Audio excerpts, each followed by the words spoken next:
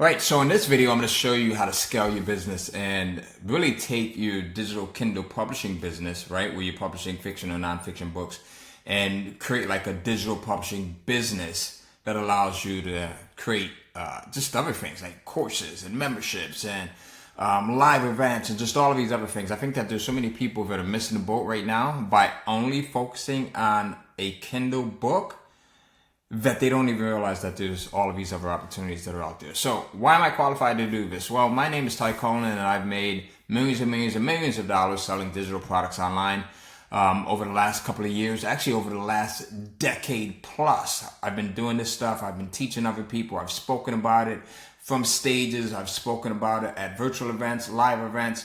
I've taught it to just thousands and thousands of people, and now I'm going to share it with you. All right, so if you are someone who has a Kindle book, right, let me know in the comments. I want you to just comment what type of book, what the genre is, if it's fiction or nonfiction, if it's a mystery thriller, if it's a personal development or self-help, right, whatever it might be, romance. Just let me know in the comments, because I want to see what types of books and what genres people are actually publishing in, because this applies to everyone. So if you're someone who has a Kindle book here, let's say, let me get one of my trusty markers here. Let's say you were over on Amazon and you've got your Kindle book here, and you're hoping and praying that people come over and buy it, right? You've published it, and every once in a while you do get a couple of sales. Hopefully you guys can see that. Every once in a while you do get a couple of sales, right? But it's not enough for you to get super excited about, right? As a matter of fact, it might not even be enough for you to want to continue doing what you're doing. Maybe you don't have the confidence that this is for you. Maybe you start to rethink things, right?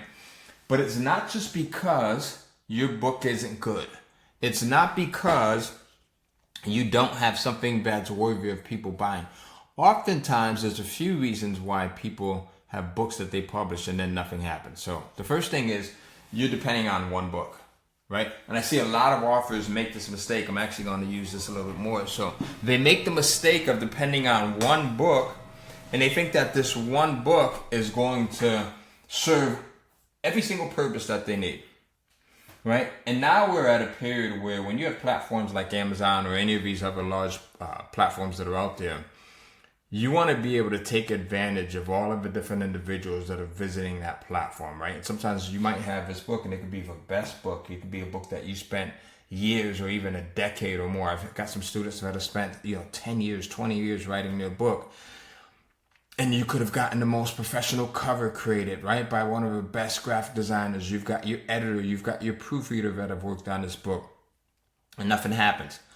Well, oftentimes that's because people are coming into these platforms like Amazon, and there's so many other books that are out there that yours kind of gets lost, right? It gets lost in all of the other stuff that's out there, right? So one of the things that we teach our students is to not only depend on one book, but to depend on multiple books. So we show you how to go in and create a series of books, right? So you've got multiple books that are out there, and all of these books are entry points. And I know what you're thinking, right? I know what you're thinking. I'm going to get to it. So you might have book number 1, book number 2, book number 3, book number 4 in your series. And all of these books, like I said, they're entry points. You might have people, think about your own reading habits, right? For those of you, let's say J.K. Rowling, right?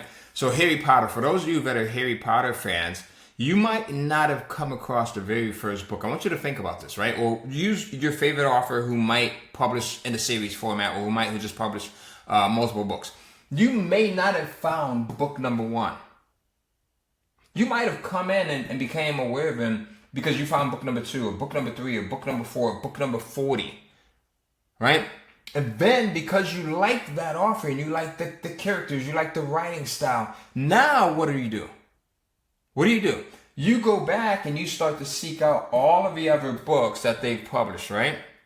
That gives you leverage. That gives you an incredible amount of leverage over the person that just publishes one book, and that's all they're depending on, right? That's all they're depending on. So you're saying, Ty, well, I only publish one book because it takes me so much time to go in and get my thoughts together, to know where I should start, where I should end, how I should tie the middle together, right? How do my characters interact?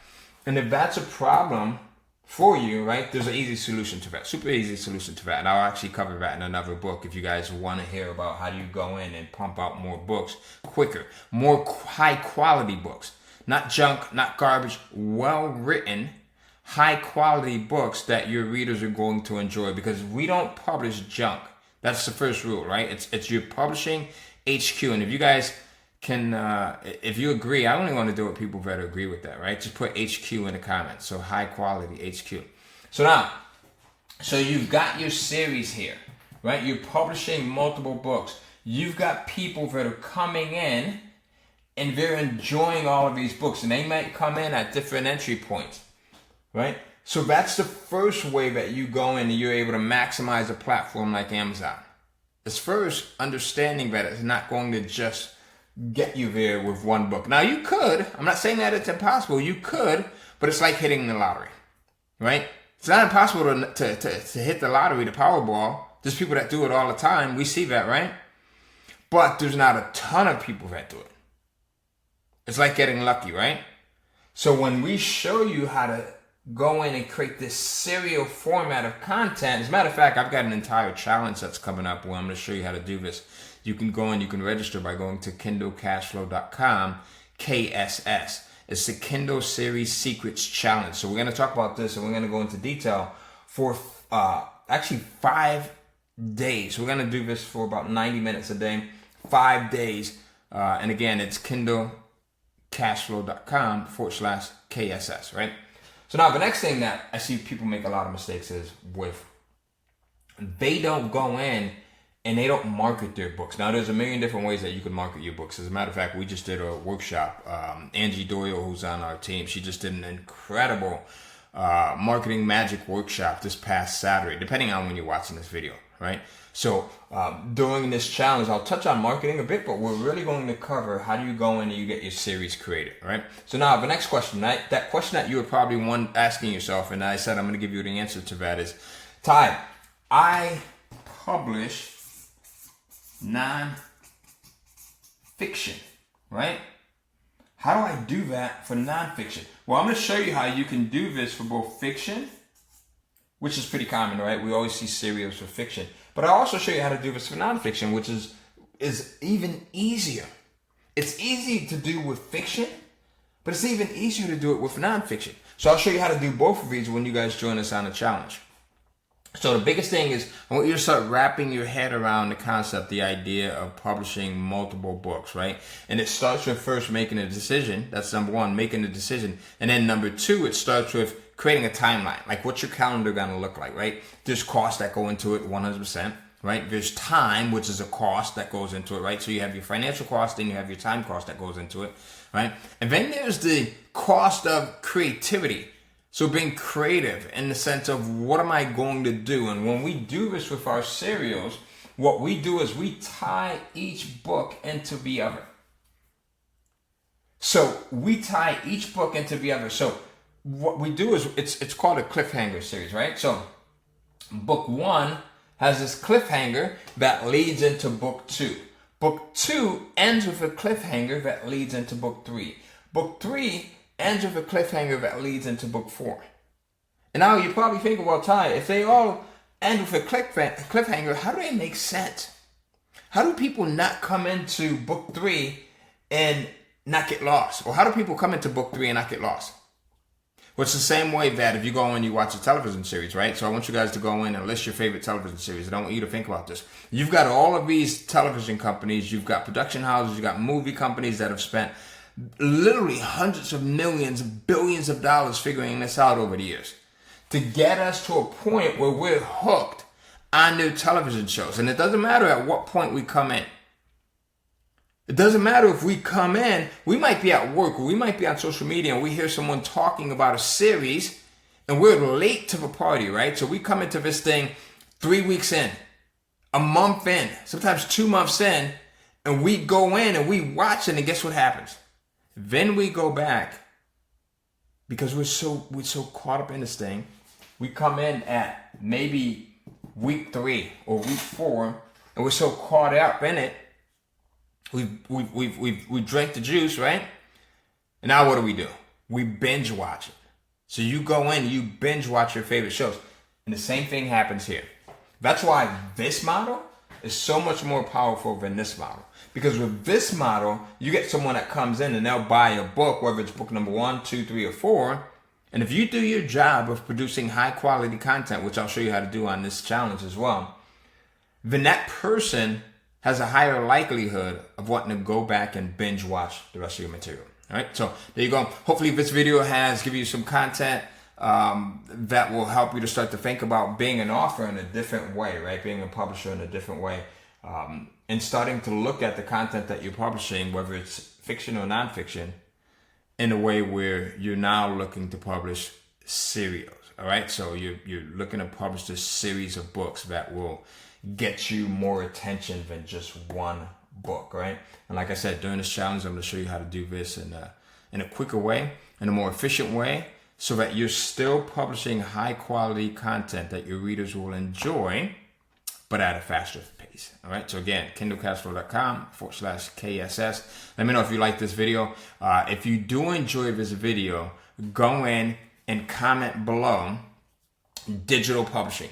And when you comment digital publishing below, what I'm going to do is next, I'm going to create another video that shows you how to take what you're publishing on Amazon and build that into a business, a digital publishing business, where you can now start publishing courses and, you know, membership programs and live events, virtual events, right? So you start to build out this more holistic business that attracts a greater pool of individuals, all right? So if you want to see that video and if you want me to go in and create that, it's something that I've done, seems like forever now, for well over 10 years. It's something that I've taught to many other people. And the concepts are as simple as this, right?